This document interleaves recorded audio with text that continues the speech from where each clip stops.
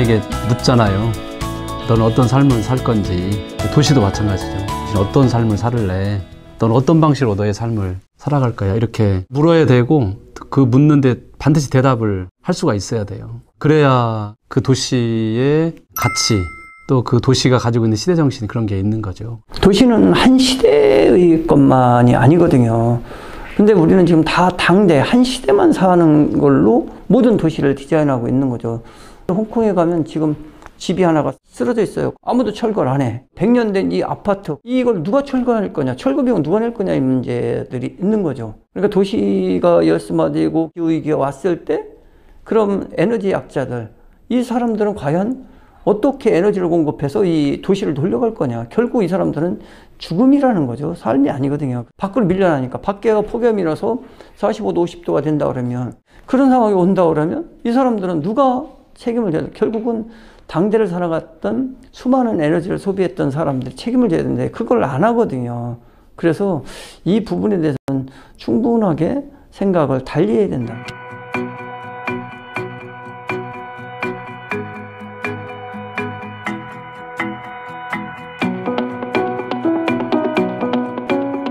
화성시가 서울시 한 1.4배 됩니다. 그러면 산도 많고 습도 많고 뭐 강도 많고 많습니다. 네, 우선적으로 추진하고 있는 거는 시아오가 있는 비봉습지공원을 저희가 생태공원으로 만들고 있습니다. 거기를 그린 스마트 도시처럼 만들려고 해서 친환경 도시로, 보다 생태적으로 이렇게 만드는 과정이 있고요. 화성호에 저희가 남사르 습지 등재를 지금 추진하고 있습니다.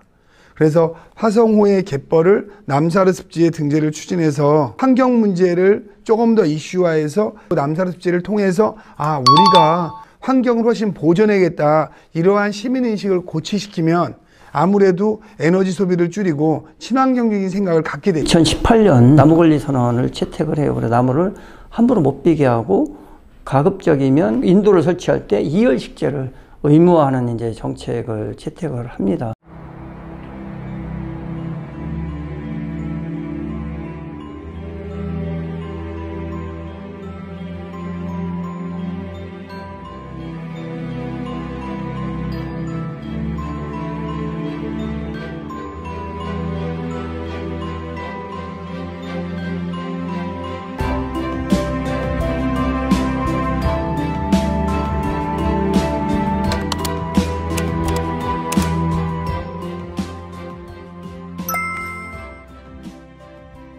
그러면서 저희가 나무를 심은 게 100리길을 조성을 했어요. 하천 쪽으로 나무를 많이 심었죠. 시민 1인당 이제 한 그루씩 나무 심기를 하자 해서 심었는데, 그런 과정을 통해서 탄소 흡수라는 측면을 이제 고려를 하게 되고, 또 하나는 파리 계획에서 준수했던 목표치를 어떻게 달성할까, 이런 고민을 하면서 우리가 인벤토리를 작성을 합니다. 그래서 2017년 기준 2035년에 가면 그 17.5%를 감축하자. 6개 분야 75개 정책 사업들을 발굴을 합니다. 그래서 그거를 각 그 실국별로 추진을 하게 하고 계속 이행 점검을 할 수 있도록 그 에너지 전환에 관한 이제 조례도 만들고 이렇게 하고 있고요. 최근에 3월 임시에 들어가는 조례가 녹색 건축물 기준에 관한 조례가 이번에 들어갑니다. 그래서 고양시는 이제 녹색 건축물 기준에 맞지 않으면 일정 규모 이상의 건축물들은 제한을 받는다.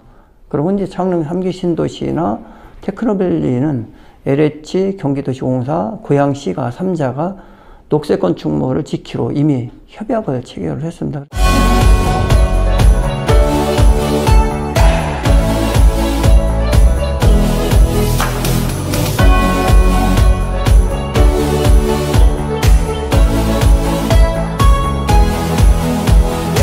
천만구루 정원도시는 천만구루에 나무와 꽃을 심어서 전체를 하나의 정원으로 만들자. 정원은 뭐가 있어야 정원이 될까요?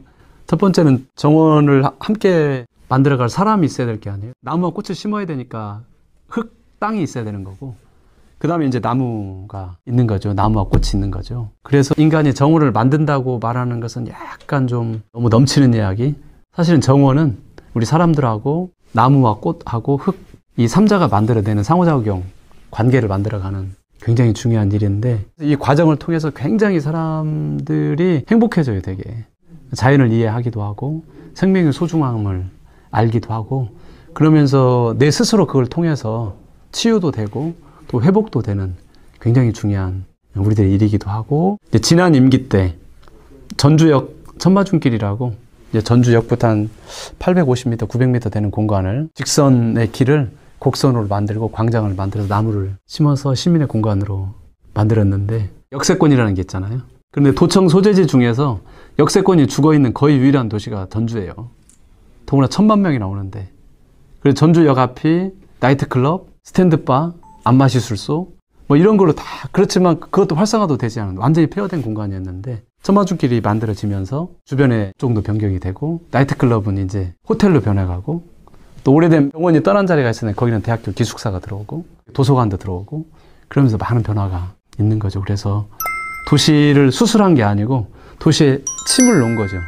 다 수술해서 다 재개발해서 바꾸면 돈만 있으면 얼마든지 바꿀 수 있지만 그런 방법이 아니고 일종의 그런 천마중길이라는 도시 숲을 만들면서 그런 침술로 도시가 변해가고 있는 거죠. 개발을 무조건 해서는 안 된다 그런 건 아니에요. 난개발해서는 안 된다는 입장을 가지고 있고 도시 전체적으로 보면 신도시는 신도시답게 구도심은 구도심답게 이 색깔을 잘 지키는 게 굉장히 중요하다. 도시는 당연히 켜져야죠. 인구가 늘어나는데 당연히 도시가 팽창하고 시민들이 살 공간을 마련해 주는 게 도시의 의무죠. 근데 인구가 늘어나지 않는데 계속되는 도시 팽창은 많은 문제점들을 가지고 오죠. 그게 진짜 난개발이죠, 사실은. 그런데 대부분 도시들이 다 난개발되면서 그 도시의 정체성을 다 없애고 도시의 정체성이라는 게 도시의 시간이잖아요. 도시의 본질. 그래서 저도 여전히 힘들죠. 여기가 전주의 구도심이에요. 한옥마을이 7만 평인데 구도심 100만 평을 지금 재생하고 있어요. 3년 전쯤에 높이를 다 제한을 했어요. 저기를 프랜차이즈를 제한을 다 했어요. 그런데 프랜차이즈로 오면 거기는 확 살아나죠, 사실은. 건물값도 올라가고 임대료도 올라가고 유명한 브랜드들이 들어오게 되면 그 주변으로 상권이 확 살아나죠. 근데 전주라는 도시는 없어지는 거죠. 저녁에 한번 가보시면 놀랍습니다. 아, 완전히 로컬 브랜드들로 다 만들어져 있어요. 난개발해서는 안 된다고 생각하고 그렇지만 도시 팽창에 대해서는 굉장히 엄격하게 지금 관리를 하고 있고 구도심 내에는 가급적이면 그 도시의 정체성, 그 도시의 시간을 지킬 수 있도록 그런 노력들을 하고 있죠. 파리 기후협약을 준수하는 문제에 있어서는 사실상 누구도 이르지 않다. 지금 하는 것이 가장 늦은 일이고 어떻게 보면 가장 강력하게 할 수 있는 수단을 중앙정부가 조금 더 법제화시켜서 의무사항을 우리한테도 부과를 했었으면 좋겠다 이런 생각을 좀 합니다.